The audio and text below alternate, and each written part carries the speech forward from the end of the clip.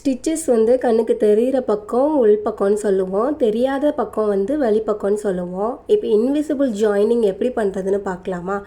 Main fabric ரெண்டையுமே எடுத்துக்கிட்டு ரெண்டுத்துலேயுமே வெளிப்பக்கம் ஃபேஸ் பண்ணியிருக்கு ஒன்றா ஃபேஸ் பண்ணியிருக்கிற மாதிரி எடுத்து ஸ்டிச்சஸ் போட்டுக்கோங்க. அப்புறம் தனியாக லைனிங் எடுத்துகிட்டு அதையும் அதே மாதிரி ஸ்டிச்சஸ் போட்டுக்கோங்க. ரெண்டையுமே தனித்தனியாக இப்போ ஜாயின் பண்ணி எடுத்துக்கணும்.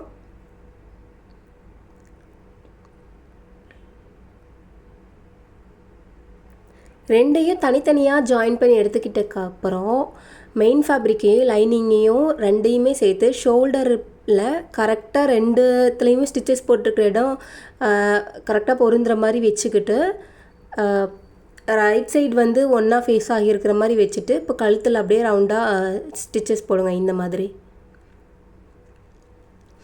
ஷோல்டரில் இப்போ இது பண்ணி ஓப்பன் பண்ணி பார்த்தீங்கன்னா தெரியும், ஸ்டிச்சஸ் தெரியாத பக்கம் ரெண்டுமே ஒன்றா ஃபேஸ் ஆகியிருக்கும். இந்த மாதிரி ஸ்டிச்சஸ் போட்டு எடுத்துக்கோங்க. இப்போ வந்து நான் வந்து ஹேண்டு வந்து அதான் ஸ்லீவ் வந்து ஜாயின் பண்ண போகிறேன். இது பேபி ஸ்லீவு, ஸோ ரொம்ப குட்டியான ஸ்லீவ் தான். இப்போது ஸ்லீவில் உள்ள வெளிப்பக்கமும் மெயின் ஃபேப்ரிக்கில் உள்ள வெளிப்பக்கமும் ஒன்றா இருக்கிற ஃபேஸ் பண்ணிக்கிற மாதிரி ஸ்டிச்சஸ் போட்டுக்கோங்க.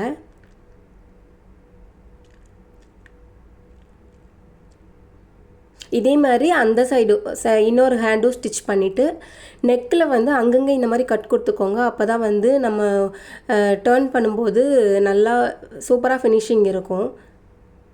திருப்பிட்டு அயர்ன் பண்ணும்போது நல்ல ஃபினிஷிங் கிடைக்கும். நம்ம வெளியில் வந்து அவுட் சைட் ஸ்டிச் போடணும்னு அவசியமே இல்லை.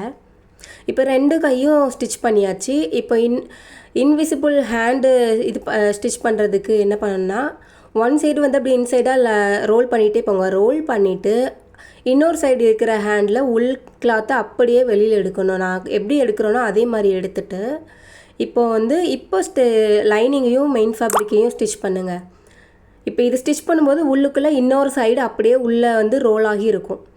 ஸ்டிச் போட்டுட்டு அதே மாதிரி இந்த நெக்கு கொடுத்த மாதிரி கட் பண்ணிவிட்டு இப்போ உள்ளே இருக்கிற கிளாத்தை வெளியில் எடுத்திங்கன்னா இன்விசிபிள் ஃபினிஷிங் வந்துடும் ஹேண்டுக்கும்.